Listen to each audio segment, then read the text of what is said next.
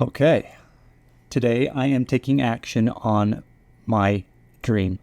I am going to be starting a bookstore. And this is something I've wanted to do ever since I was 14 years old, and I am really excited to take you along on this incredible journey. Now, because this is a brand new chapter in my life and a very big chapter, on the YouTube channel, I'm going to be creating a special playlist just for the bookstore, so you can follow along with that.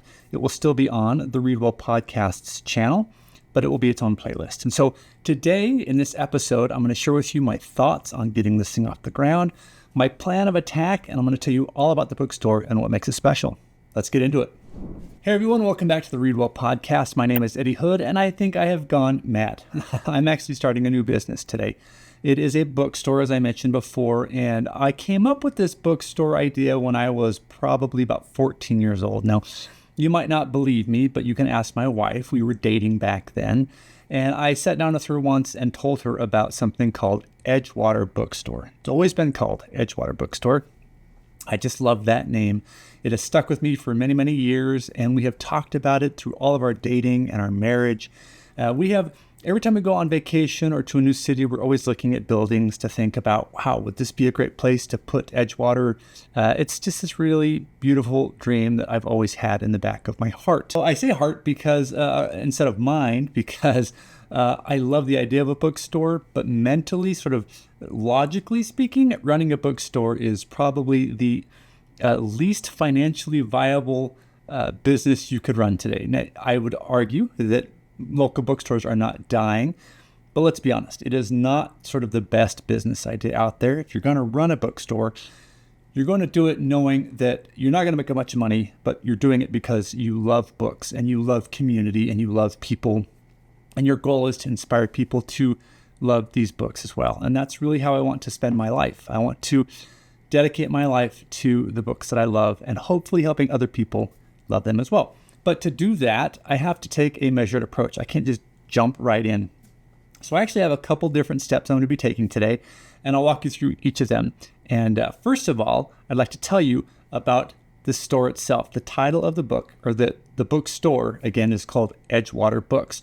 And if you go to edgewaterbookstore.com, you can see sort of a coming soon page, assuming we haven't launched yet. But if you're still new in the process here, you'll see sort of a coming soon page. And what you'll find there is our logo, as well as a place to enter your email so that you can be the first in line once we open the doors virtually. And you'll also get some benefits as a first in line sort of subscriber. So go ahead and put your email in there and follow along on the journey. Now, what that will do is simply add you to my newsletter for the Read Well podcast. I write that every week, and I share tips on reading deeply.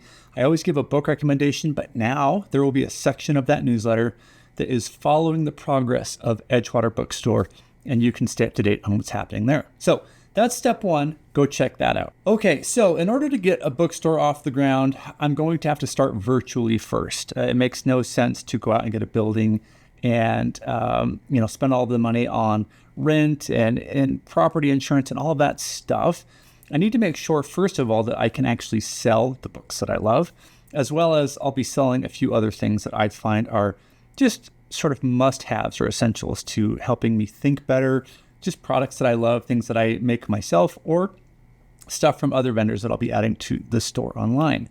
So the very first thing I had to do to get this off the ground was to meet you. So I spent the last year building a podcast and an online reading community and a book club and so on, so that we could start the discussion about books.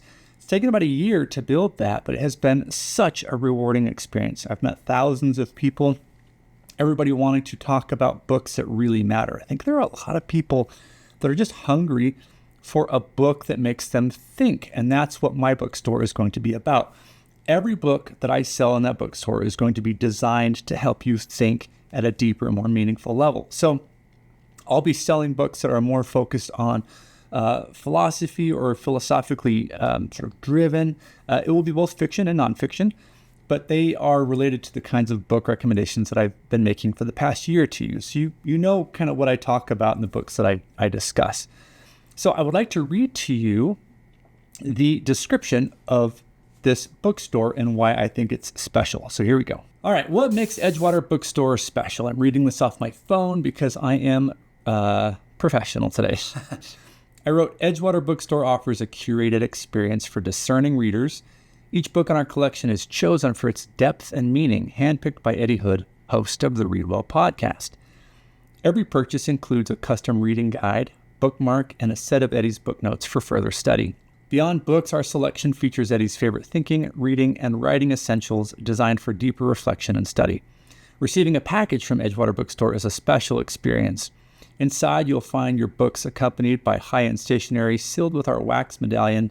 Each package is beautifully wrapped in tissue paper and scented, transforming every delivery into a reading experience. Okay, so that's really how I'm trying to make Edgewater different. Instead of having thousands of books and you just kind of wander and browse, what I wanted to do is create a very curated experience for you so that every book in the store has been vetted and really is meant to make you think and be worth your time.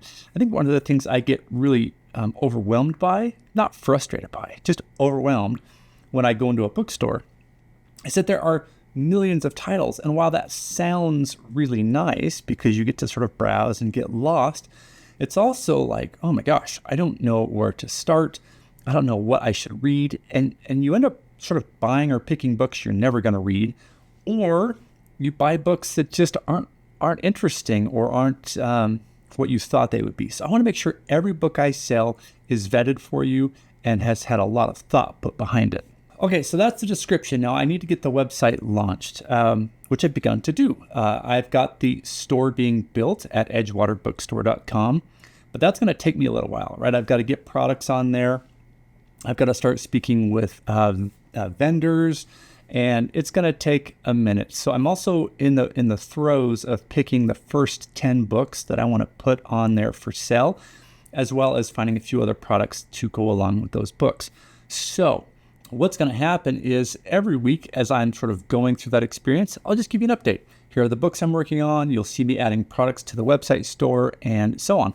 And I could really use your feedback in terms of how the brand is feeling, in terms of how the bookstore, does it make sense? Do you like the idea of a curated selection of books that come along with, like I said, that custom bookmark and the book notes and a few other things to really give you additional further study versus just selling a wider array of books. Once the website launches, I need to get good at actually selling books because it is a very unique skill set to manage inventory. As books are going to be coming into this place in bulk quantities. I'm going to need to get good at tracking my quantity on hand, all that accounting stuff, make sure that the numbers are working correctly, and make sure that I can generate enough profit to justify opening my dream bookstore one day. So that's really step 3. So keep in mind that once we open this bookstore, if you decide to support it and buy your books online through Edgewater, every dollar that is generated there is going to be put into a savings account, and I'm going to let that money build and build and build so that I can one day afford a local bookstore. Now that's the third phase of my plan, is to begin looking at retail spaces in my area and other areas to find the perfect home for Edgewater Books. It's probably going to take a while to do that.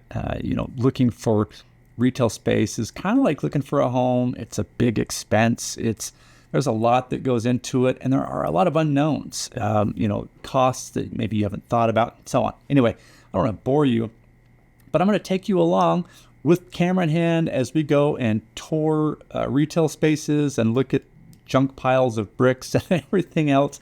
Once we finally pick one, I'll be filming as we refurbish it and work on it or whatever it's going to take. So you're going to see this thing evolve from idea and concept, which we've done, to launching the website, to opening the physical bookstore. And it might take a while. It probably will, actually. But I'm very excited to bring you along with me. And again, as my trusted reading friends, I can really use your opinion on how things are going. I need to know if this message is resonating with you or not. So leave me comments in the section down below. So before we get into today's book recommendation, I have two things that if you're interested in helping to make the bookstore a reality today, there are a couple things you can do. First of all, go to edgewaterbookstore.com. And like I say, have a look at the brand colors that I chose and leave a comment down below. Do you like the colors? Do they feel right to you? And also the logo. How does the logo sit with you? I'm trying to create that cohesive brand. And I want the store to feel sophisticated and cozy at the same time. I want people to know that when they enter Edgewater, that they are going to a place that is going to sort of elevate their reading experience, make them think, help them appreciate reading even more, learn deep reading skills, and so on. So let me know what you think about the brand. And like I said, the second thing you can do is to actually put your email in to get updates from the newsletter each week. So let's get into this week's book recommendation, and then I have another really big announcement. So stick around and don't leave. It should come as no surprise that I'm going to recommend Marcus Aurelius' Meditations. Now, this is a book everybody's talked about. It's been around for a very long time, and it's on pretty much every BookTube channel out there. But I share it with you now. I've been waiting for a couple of reasons. One, we're currently reading this in my book club as a group, so I wanted to wait until we were reading it to recommend it. But I particularly like this edition. It's the annotated edition by Robin Waterfield. And this is one of the 10 books that I will originally be selling on my bookstore, edgewaterbookstore.com. So the reason why I love this is because it is annotated, and so Waterfield does a really good job of going through and analyzing each of the passages, the background, the history, and really makes this text more accessible. Now, if you're not familiar with Meditations or Marcus Aurelius, he was a Roman emperor, considered one of the greatest. And one of the reasons why I like him, or many people like him, is because he was a person in high power who remained very humble and tried to do his best to be a good person. Now, he didn't always get that right. In fact, he lost his temper a lot, didn't always take care of himself physically, and so on. But he wanted to be better. He wasn't one of those people that was like, I'm an emperor, I'm going to abuse everybody in my power and just sort of take advantage of the situation.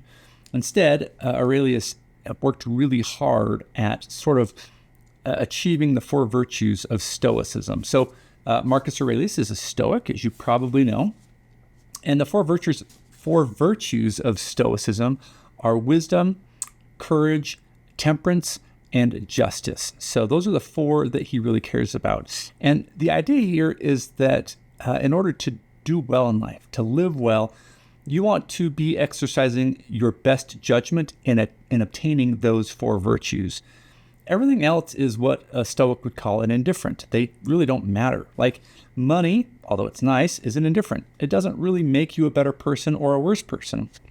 Same with the chair that I'm sitting on, or the way I dress, or any of those things. What matters most is being more courageous, more just, more wise, and temperate. In other words, sort of not letting myself get sucked into addictions or what have you. So that's this week's recommendation, Marcus Aurelius, Meditations. And if I were you, I would get the annotated edition by Robin Waterfield. And if you want to wait for a little while, this book will be available at Edgewater as soon as I get the store open. Okay, this week's second big announcement. There's just a lot going on out here. A few weeks back, I made a book recommendation for Junot Diaz's The Brief, Wondrous Life of Oscar Wilde. I love this book. This is a fun book because it looks at the life of somebody in the DR, the Dominican Republic, under the dictatorship of Trujillo. And it goes through a family's sort of experience. You look at a grandpa, and then the grandma, and the mother, and the kids, and so on. And it's just this wonderful take on life. And the main character that it revolves around is Oscar Wilde. Now, I have a member in my book club who is a truck driver. He has just become a really good friend. And I mentioned that he's a truck driver because he read this and he said, wow, that book made me blush. So to make a truck driver blush is saying a lot. The language in here is pretty strong. And it can be, the themes are pretty heavy, but it is a fun read. And the big announcement is that on July 31st, the author of this book, Junot Diaz, is going to be appearing on the show. He's coming on, and we're going to be doing a live interview with him, me, But I'm inviting you as a member to join the live audience. So if you're a member of my book club, one of the benefits is that you can attend all of these interviews with these amazing authors. You're not recorded, so your privacy is protected, but you can chat with me or the author, in this case, Juno, and ask questions, and we'll answer those for you. So if that's of interest to you, go to thereadwellpodcast.com and then click on the link that says Book Club up at the top. And go ahead and sign up for that. It's $9 a month right now, and that just covers the cost of the software and all of the other things I incur to provide that book club to everybody. But once you do that, you'll be invited to these events. So I'm so excited. I love Juno. He's hilarious. He's a really sort of, he really cares about literature and sort of the value of it. It's going to be a great conversation, and I think you're going to love it. All right, everybody, so that's it for this week. A big week. We got a bookstore coming. Again, we're going to have a new playlist to follow along with that. Juno's going to be on the podcast, and it's just a lot happening. So I want to thank you for your support, and it just means the world to me that you're here talking about the value of reading well. Until next time, as always, read slowly, take notes, and apply the ideas. I'll see you later.